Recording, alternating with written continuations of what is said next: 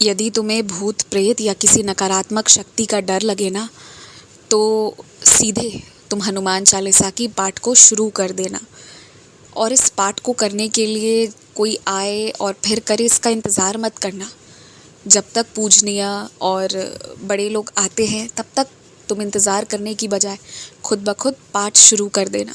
इससे तुम्हारे चारों तरफ एक रक्षा कवच बनी रहेगी। और तुम अगर इतने डरे हुए महसूस करते हो अपने आप को, तो मेरी सचरित्र और हनुमान चालीसा इन दोनों को अपने सिरहाने पर रखकर सोया करो। यकीन मानो तुम्हारे आसपास कोई बुरी शक्ति भटक तक नहीं सकती, वो तुम्हें छू तक नहीं सकती। यह हनुमान चालीसा को विशेष आशीर्वाद मिला है, तो इसलिए ना तुम इसकी शक्ति के बारे में शक मत करो। और जब तक ये तुम्हारे आसपास है ना, या तुम्हारे होठों पर मेरा नाम है, हनुमान जी का नाम है, तब तक कोई तुम्हें छू नहीं सकता।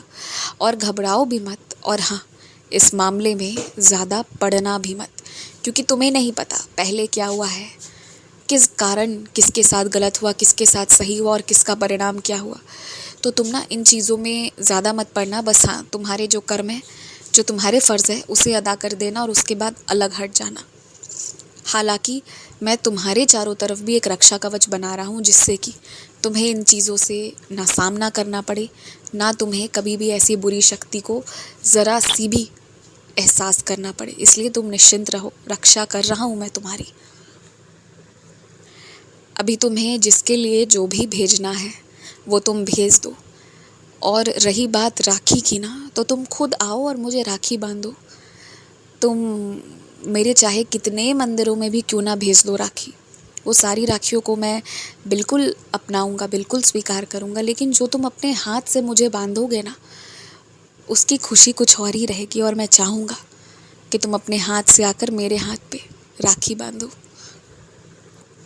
तो ना तुम अगली बार जब बाहर बाज़ार जाना, तो मेरे लिए सबसे सुंदर राखी तुम लेना। और याद रखना, चाहे तुम मुझसे कितना भी नाराज़ क्यों ना हो जाओ, लेकिन तुम्हारे ज़ुबान और तुम्हारे दिल में भी मेरा नाम है, क्योंकि तुम भी मुझसे बहुत प्यार करते हो।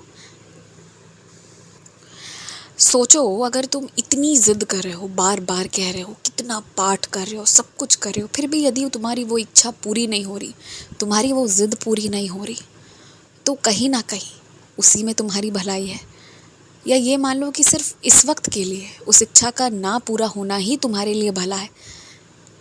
तुम्हें ऐसा लग रहा है कि वो पूरा ना होने के कारण तुम्हें कितने नुकसान हो रहे हैं, लेकिन तुम नहीं समझ पा रहे कि यदि तुम्हारी वो ज़िद पूरी हो गई होती ना, तो बात शायद ज़िंदगी मौत पर भी आ जाती। इसलिए वो पूरी नहीं हो रही थी। समय आने पर यदि मैं तुम्हारी हर छोटी बात मानकर हर छोटी से छोटी इच्छा पूरी कर सकता हूँ, तो क्या वो नहीं कर सकता? बिल्कुल कर दूँगा। बस ये थोड़ा सा समय है, इसे काट लो। और हाँ, एक बात तुमसे मैं बार बार कहता हूँ, बुरी चीज़ों के बारे में ज़्यादा देर मत सोचो, ज़्यादा चिंतन मत करो और उसे कभी भी अपनी ज़िंदगी में अपनाने की कोशिश मत करो।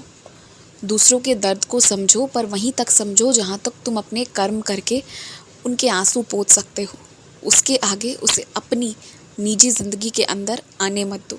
मेरी इस बात को समझना शायद आज तुम्हें ठीक से समझ नहीं आए, पर कल को तुम ज़रूर समझोगे कि मैं ये क्यों कह रहा हूँ। और हाँ, तुम डर के मारे कुछ चीज़ों को खोल नहीं रहे हो। तुम्हें लग रहा है कि पता नहीं परिणाम कैसा रहेगा, लेकिन तुम एक बार खोल कर देखो, तुम्हारी इच्छा पूरी हो चुकी है। तुम बस खोलो, देखो, पढ़ो, खुश हो जाओ और मेरी मंदिर भाग कर आओ। और याद रखना कि तुम्हें आराम की ज़रूरत थी, इसलिए मैं तुम्हें काम नहीं करने दे रहा था। ऐसा नहीं है कि तुम्हारे अंदर कोई कमी है, या फिर तुम्हारे अंदर क्षमता नहीं है, या फिर मौके या उपलब्धियां की कमी है। ऐसा कुछ नहीं है, सब कुछ है, अवसर भी है, सब कुछ है। बस तुम्हें आराम की ज़रूरत थी, इसलिए आराम करवा रहा था। काम करने की बारी भी आएगी और वो भी करोगे।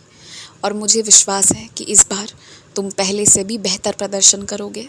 खुश रहो।